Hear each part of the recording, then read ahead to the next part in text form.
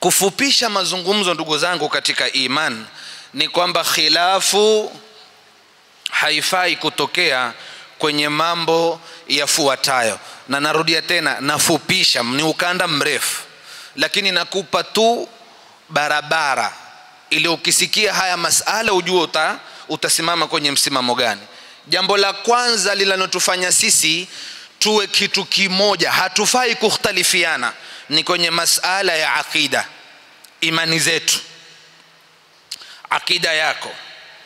Falikhtilafu fi hadha madhmumun, kukhtalifiana kwenye hili ni jambo ambalo la makosa. Lazima tuwe kitu kimoja kwenye akida.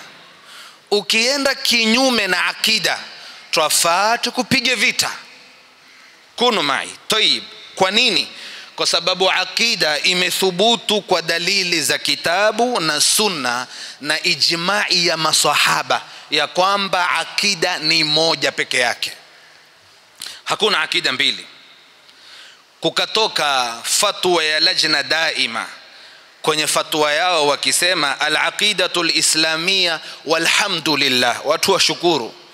Akida ya Kiislamu twashukuru, laysa fiha khilafun baina as-sahaba, hakuna ikhtilafu kati ya masahaba wala ghairuhum, wala wengine wasiokuwa masahaba, mimman jaa ba'dahum min ahli sunnati wal jamaa, waliokuwa baada ya masahaba pia hakukupatikana ikhtilafu kwenye akida.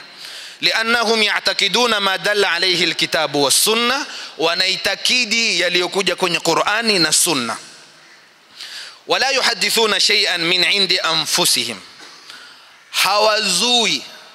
hawazui jambo katika nafsi zao, au biaraihim, ama fikra zao.